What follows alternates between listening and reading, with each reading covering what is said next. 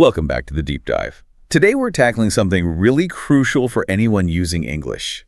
Moving beyond those very basic ways of agreeing or disagreeing. Right. We're talking about getting past just, yes, I agree, or no, I disagree. Exactly. Those can sound a bit, well, robotic, can't they? Almost too direct sometimes. They really can, especially in English where how you say something often matters just as much as what you say.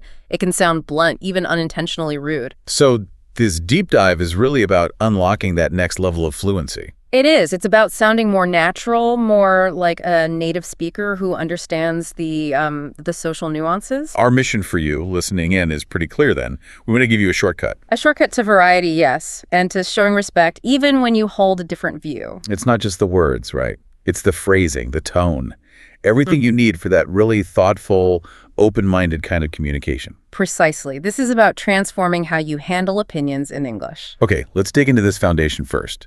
Why is getting this right so incredibly important? Well, at its heart, communication is about connection, isn't it? It's fundamentally tied to relationships. That's true.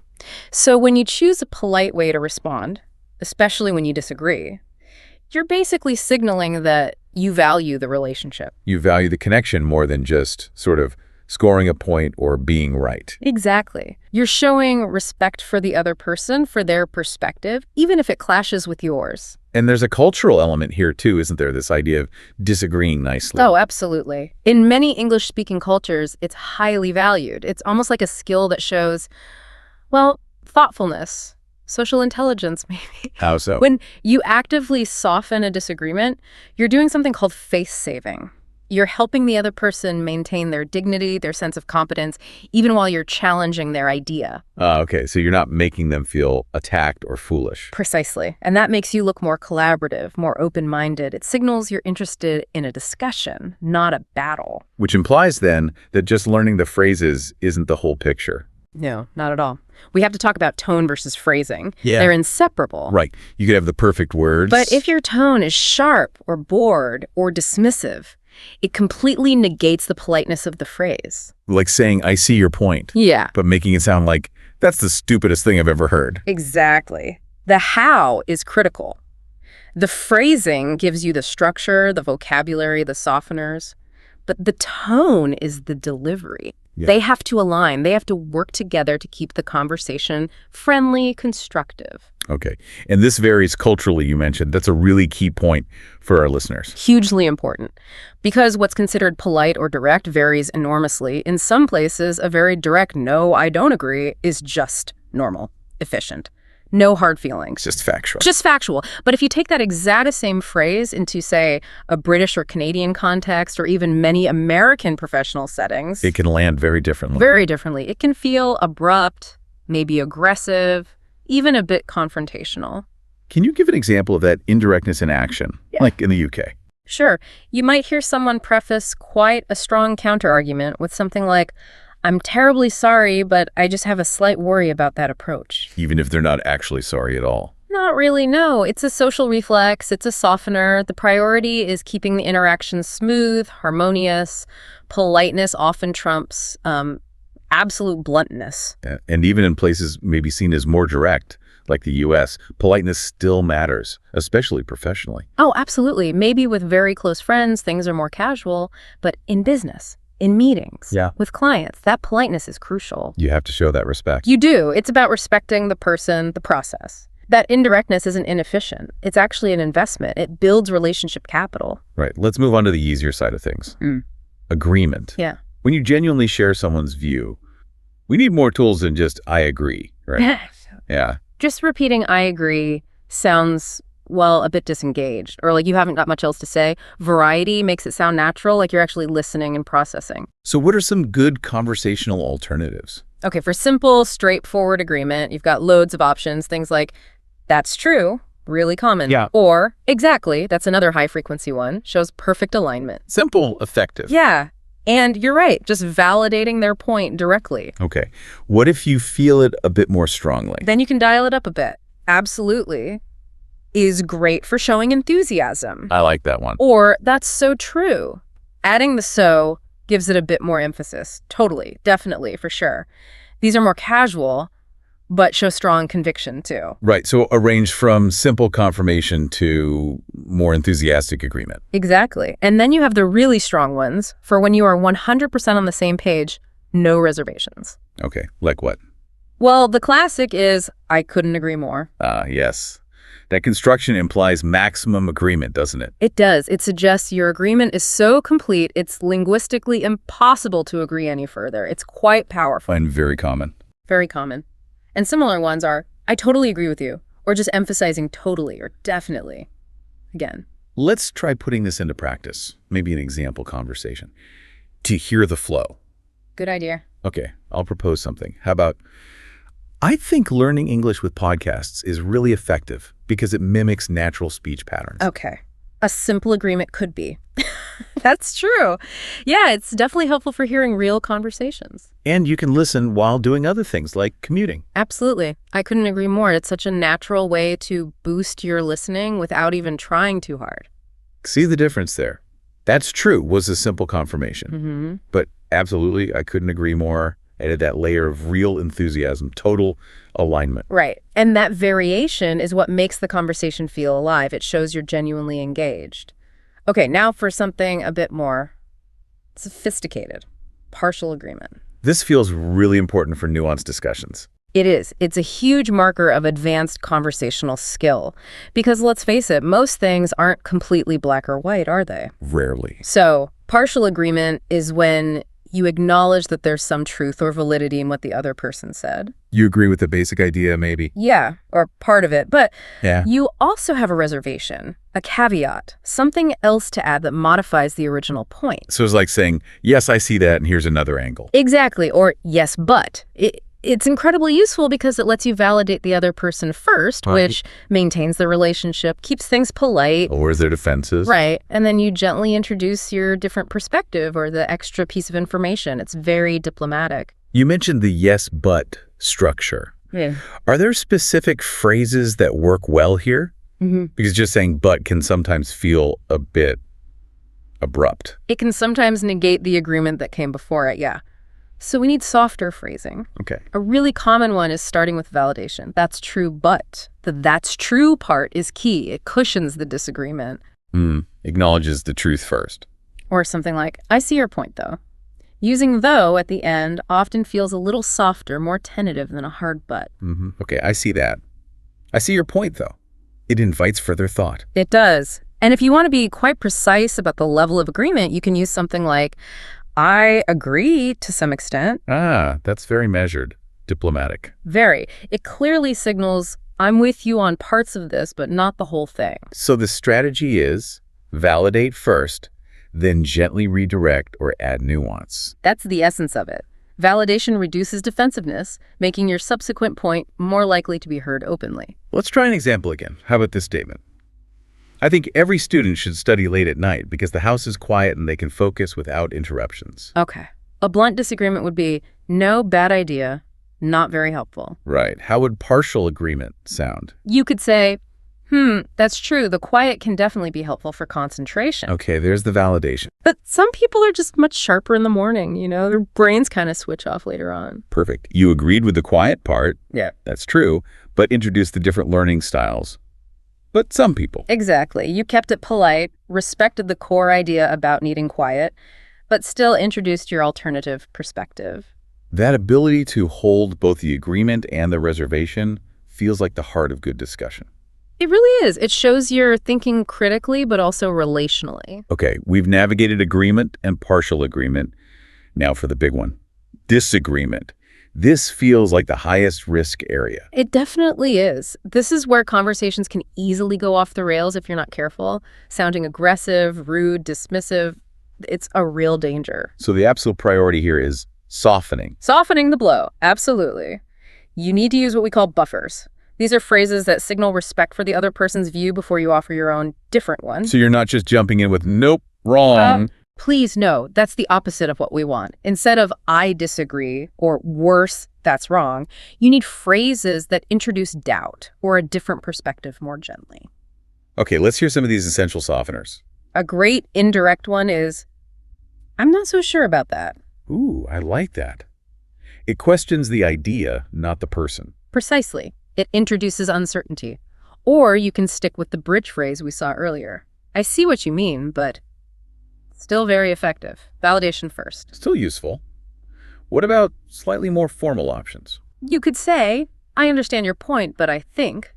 Adding I think makes your following statement clearly subjective, less like a declaration of fact. Reduces the confrontation. Exactly. Or if you want to express skepticism politely, that's an interesting idea, but I'm not convinced. That acknowledges the thought behind it, but signals you need more. Right. Another good one. That's one way to look at it, but this subtly opens the door to other interpretations, including yours. And the really classic, slightly more formal ones. Things like, I'm afraid I don't quite agree.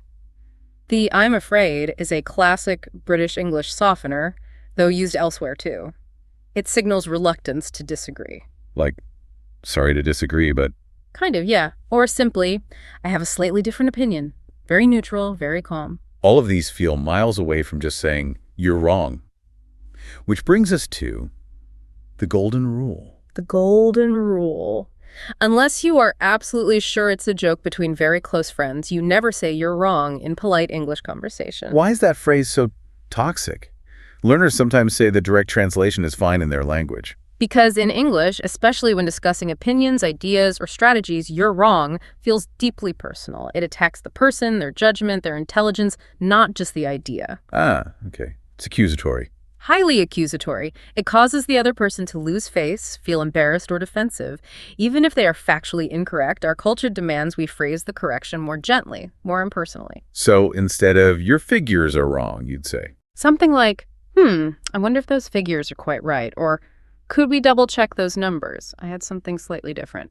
Focus on the data, not the person's error. Got it. Let's try an example. Statement. I believe everyone should work from home permanently because productivity is always higher outside the office. Okay, strong statement. A polite disagreement might sound like, well, I see what you mean, and that flexibility is definitely a plus for many. Validation. But actually, some people find they focus much better in the office environment, Fewer distractions at home for them, perhaps. Nice. You acknowledge the point. I see what you mean. Use a softener, well, actually, and attributed the difference to some people and their experience, not a flaw in the original speaker's logic. Exactly. The disagreement is clear, but it's framed respectfully. The relationship stays intact. Okay, we've got the phrases. But you mentioned earlier, words are only half the story. Less than half, sometimes. The nonverbal signals your tone of voice, your facial expression, your posture. They have to match the polite words. If they don't, the words are basically useless. Right. You can say, I see your point, with a sarcastic tone and crossed arms. And the message received is pure hostility, regardless of the words. The brain picks up on the mismatch and usually trusts the nonverbal cues more. So, what should the nonverbals look like for agreement? Warmth and engagement. Use a pleasant, maybe slightly higher-pitched tone, good eye contact, nodding, a genuine smile. These all say, I'm with you, I'm receptive. And for disagreement, this is the tricky one. Keep the tone calm, even, and friendly. Crucially, avoid negative body language. No crossed arms, no eye rolling, no turning away. Don't let frustration or anger creep into your voice. Even small changes in voice can make a difference. Huge difference. A sudden drop in pitch, speaking faster, sounding clipped. These can all signal aggression or impatience, even if you're using polite phrases. Keep it smooth and steady. Okay. Now, let's add another layer to the verbal side. You mentioned softeners earlier. Those little words. Yes. These are like linguistic magic dust, tiny words that make a huge difference in softening disagreement. Like what specifically? We're talking about words like maybe, perhaps, possibly, adverbs like a bit, slightly, kind of, sort of, modal verbs like might, could, may. How do they work? They introduce tentativeness. Humility.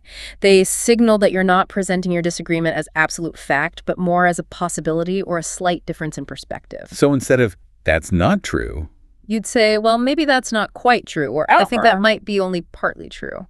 Adding maybe and quite or might and partly, yeah, it really takes the edge off. Completely. Compare you're wrong to, I'm not sure that's entirely accurate, perhaps. Worlds apart. The second one feels so much less confrontational. Exactly. You're using I'm not sure entirely and perhaps layers of softening. It creates distance from a direct contradiction, allowing the other person to consider your point without feeling attacked. It gives them an out linguistically. Makes sense. Now, does the context change how careful we need to be, like work versus chatting online? Oh, absolutely. The setting dictates the level of formality and, frankly, the amount of caution required. So, professional settings first. Meetings, presentations, emails to clients. Politeness here is non-negotiable. It's heightened, mandatory, really. Your focus has to be laser sharp on the issue, the data, the solution, never, ever on the person or their perceived flaws. Let's imagine a scenario, a team meeting. Someone says, I think we should launch the new product next month based on these initial projections. Okay, a potentially risky proposal. A polite, professional disagreement needs to be grounded and softened, you might say. Thanks for outlining that timeline. It's certainly ambitious, which is great. However, I'm just a little concerned that we might need a bit more time to analyze the final testing data before committing fully. Perhaps we could review that next week. Okay, let's break that down. You started with thanks and validation, ambitious, which is great. Then a softener. However, I'm just a little concerned. You focused on the process, analyzed the data, not their judgment, and ended with a suggestion. Perhaps we could review. Exactly. Layers of politeness, focused on the task, collaborative suggestion. But what about written communication in professional contexts, like email? Does that change things? It makes politeness even more critical because you lose the tone of voice and body language that can help smooth things over in person. Right. The words have to do all the work. All of it. So in an email, especially to someone senior, you'd lean even more heavily on formal softeners. You wouldn't write, your plan is too risky. Definitely not. You'd write something like, thank you for sharing the proposal. I can see the potential benefits. However, I might respectfully suggest we take some additional time to evaluate the potential risk factors before proceeding to the next stage. Respectfully suggest additional time. Evaluate potential risk factors. Yeah. Very formal, very careful. It has to be. Misunderstandings are so easy in writing. Okay, shifting gears. Yeah. What about online? Comment sections, social media, usually less formal, right? Generally less formal, yes, but potentially more volatile. Yeah. And permanent, what you write stays there. Good point. So even online, politeness is advisable when disagreeing. Highly advisable, especially if you want a constructive conversation. A good tactic is often to start with a compliment or acknowledgement. Interesting perspective in your article. I particularly liked the point about X. I do have a slightly different take on the Y section, though. My understanding was that... Again, validation first, interesting perspective, specific positive feedback, like the point about X, then the softened disagreement. Slightly different take, though, my understanding was. Exactly. It sets a completely different tone than the stuff we unfortunately see all the time online. Like the instant, you're wrong, or that's stupid. Exactly. Those just shut down conversation. A good rule of thumb for writing online, especially professionally or semi-professionally, if you wouldn't say it that way to someone's face, don't type it. The lack of tone amplifies any harshness. This is incredibly helpful. Maybe we could consolidate some of the key phrases, like a quick reference list for listeners. Good idea. Let's recap the vocabulary, starting with agreement. Having variety here really makes you sound more engaged. Okay, hit us with the agreement list. All right. For agreeing, ranging from simple to strong. Exactly. Precisely. Shows clear alignment. Very common. Absolutely. Totally. Definitely. For sure. Stronger, often more enthusiastic or casual. That's true. You're right. Simple, direct validation of fact or opinion. I couldn't agree more. Your go-to for maximum agreement. Works formally and informally. That's so true. Adds emphasis to... That's true. That's a good, good point. Shows you're listening and appreciate their contribution. Great list. Just using a mix of those would make a huge difference. Now, the crucial ones, the polite ways to disagree. Okay, for disagreeing politely and softly. I'm not so sure about that. Gentle way to express doubt. I see your point, but the classic bridge. Validate, then pivot. I don't really think so. Softer than a flat. I don't think so. Casual. That's not always true. That's not necessarily true. Focuses on exceptions, avoids total contradiction. I have a different opinion. I see it differently. States difference neutrally. I'm afraid I disagree. I'm afraid I don't quite agree. More formal, uses the I'm afraid buffer, I'm not convinced, expresses polite skepticism, that's one way to look at it, but acknowledges their view while opening space for others. Fantastic. Having those ready to go is key. But even with the right words, you mentioned pitfalls. Common mistakes learners make. Yes, a few key ones to watch out for. Number one. Still the biggest. being too direct, falling back into the "you are wrong" trap or something similarly blunt. You just have to train yourself to reach for alternatives like, "I'm not sure I agree," or "I see that differently." It needs to become automatic. Okay, avoid bluntness. What else? The second big one is intonation, or rather lack of it. Delivering these phrases, even agreement phrases like "that's true," with a flat, monotone voice. How does that come across? It sounds bored, disinterested, maybe even sarcastic or passive-aggressive. English relies heavily on vocal melody to convey emotion and sincerity. So "that's true" needs to sound engaged. Yes, it needs a bit of lift, some warmth. "That's true," or "oh, that's so true." You need to actively add the positive emotion with your voice. Otherwise, the words can fall flat or be misinterpreted. Right, match the tone to the words. And the third pitfall. This often comes from L1 interference translating directly from a native language, especially regarding formality. How so? Well, a phrase like "no, I don't think so" might be perfectly neutral and common in another language.